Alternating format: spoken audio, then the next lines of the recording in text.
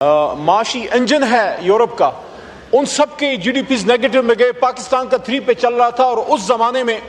عمران خان صاحب کی پالیسیز میں نیا ہاؤسنگ اتھارٹی، انہوں نے ہاؤسنگ سیکٹر کو پروموٹ کیا، اور جس کی وجہ سے مزدور بے روزگار نہ ہوا اور ہماری اکانومی چلتی رہی۔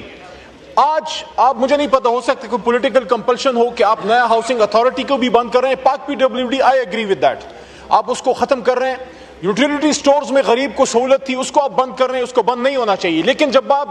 یہ ادارے بند کر رہے ہیں، وزیر اعظم صاحب بھی سن رہے ہیں، جب آپ یہ ادارے بند کر رہے ہیں وہاں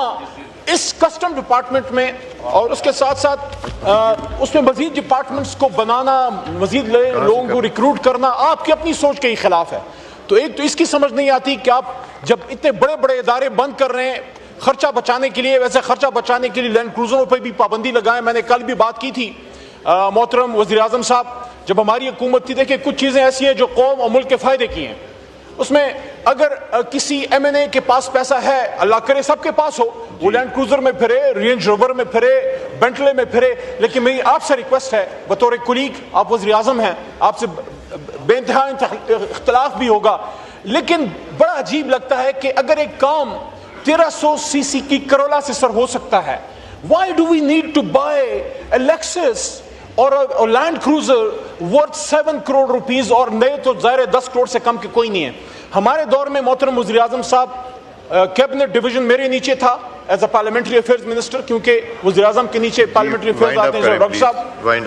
ہم نے تمام ایس یو ویز کو اندر بند کر دیا تھا، 1 2 3 شاید چہیتے چلا رہے تھے، باقی ہم سب جو ہے 1300 یا 1600 1800 سی سی پہ تھے۔ یا آپ سے ایک ریکویسٹ ہے، یہ جو شاخ خرچی ہے بڑی بڑی گاڑیاں سر، یہ کروزریں کھڑی کریں واپس۔ ہاں اگر ہمارے ڈگنیٹریز سر آتے ہیں، ہمارے فورن ایمبیسڈرز کوئی لوگ آتے ہیں، دورے پہ آتے ہیں، ان کو بے شک آپ ہائیسٹ پروٹوکول دیں، لیکن وزرائے کرام یا سرکاری افسران کی بڑی لینڈ کروزریں، بڑی بڑی سر ایس یو ویز، اس کو بند کریں۔ اور میرا آخری سر نقطہ یہ ہے جو اس سے ریلیونٹ ہے، جو میری بہن نے بھی بات کی کہ ہم سمگلنگ کے بالکل خلاف ہیں، لیکن جو ایک امینڈمنٹ آنریبل منسٹر صاحب لے کے آ رہے ہیں کہ اگر کوئی گاڑی ٹیمپر سر ہو جاتی ہے، نارملی سر ہوتا یہ ہے کہ کوئی گاڑی کوئی چوری کر لیتا ہے وہ ٹیمپر کر دیتا ہے، یا کسی گاڑی کا باڈی چینج ہوتا ہے، جو ہمارے ملک میں کلچر بھی ہے کہ آپ پرانی گاڑی کا باڈی چینج کر کے اس کو ریفربش کرتے ہیں، ان سب کو سمگل گاڑیاں ڈکلیئر کر دیا جائے گا سر۔ یہ نہ کریں، کیونکہ ایک بندے کی گاڑی چوری ہو گئی، اوپر سے کسی نے ٹیمپر کر دیا اور اس کو آپ نے سمگل ڈکلیئر کر دیا، تو وہ غریب آدمی کہاں جائے۔ اور اس میں ایک کہ اس پورے بجٹ میں عوام کی ترجمانی کی کوشش کرتے ہوئے حکومت کے الائز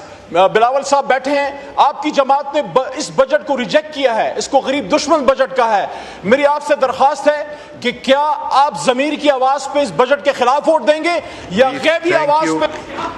تھینک یو اسامہ میلا صاحب۔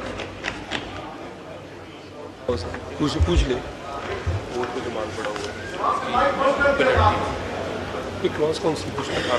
جی اسامہ میلا صاحب۔ سر اصل میں